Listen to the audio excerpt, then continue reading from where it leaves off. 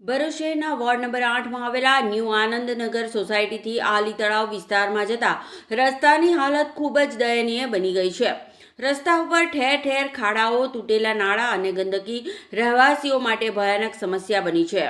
સ્થાનિકોએ જણાવ્યું કે આ માર્ગ ન્યૂ આનંદનગરથી આલી તળાવ અને પાંચબત્તી સુધીનો શોર્ટકટ છે, જેનો વર્ષોથી ઉપયોગ થાય છે।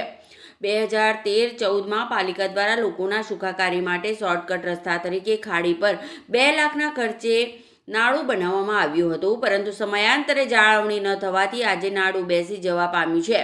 સાથે સાથે વિસ્તારમાં રસ્તા પર ખાડા પડી જતા જેમાં વરસાદી પાણી ભરાતા મચ્છરોનો ઉપદ્રવ વધી રહ્યો છે અને રોગચાળાનો ભય છે। સ્થાનિકોએ એક આરોપ મૂક્યો છે કે તેઓએ વારંવાર કોર્પોરેટરને રજૂઆતો કરી છતાં કોઈ પગલાં લેવાયા નથી।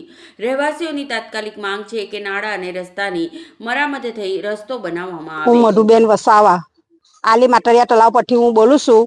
અમે કેટલી વાર કમ્પ્લેન આપેલી છે એની કે આ નારું બનાવો, અમારા નાના નાના છોકરા અહીંથી જાય આવે, અમારો કાયમ માટેનો આ રસ્તો છે, તો નારાનું બી કશું કરતા નથી। અમારા ફળિયામાં આવીને એકવાર તમે જોવો, બધા ખારા ખારા પડી ગયેલા છે, બધા પથ્થર નીકળી ગયેલા છે, પથ્થરનું બી કોઈ કરતા નથી। પથ્થર જ્યારે મૂક્યા ત્યારે ખાલી રેતી પાથરીને ઉપર ગોઠવીને જતા રહ્યા। તારે એક દિવસ બે દિવસ કે 2 દિવસની અંદર આખો રોડ પૂરો કરી દીધો એ લોકોએ। ને એવી રીતે અમારા બાયનોની અંદર ખારા કાયમ માટે પાણી ભરાઈ રહી તો અમારે મચ્છર થાય, તો અમારા છોકરા બીમાર નહીં થાય, અમે બીમાર થઈએ, અમે લોકોના કામ કરીને ખાઈએ, કઈ અમારે કઈ જાગેતી નથી કે તેની પર અમે ખાવાના છે। શું જવાબ આપ્યો નગરપાલિકા સભ્યએ તો ભાઈ હવે અમે કે જેને વોટ આપ્યો એ કામ કરશે।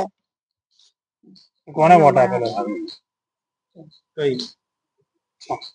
પલ્લુભાઈ પટેલ એ આવી રીતના મને ધમકી આપેલી છે, વિડીયો કરીને મોકલેલું છે અમારા આલી માટરિયા તળાવ પરથી।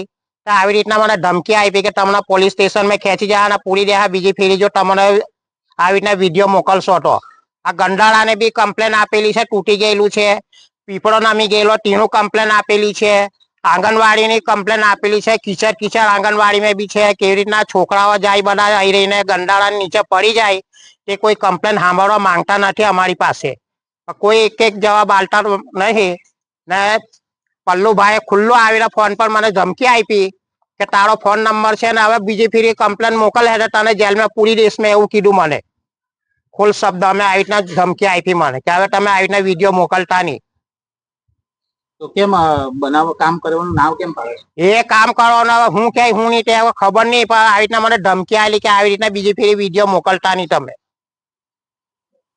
ઓકે।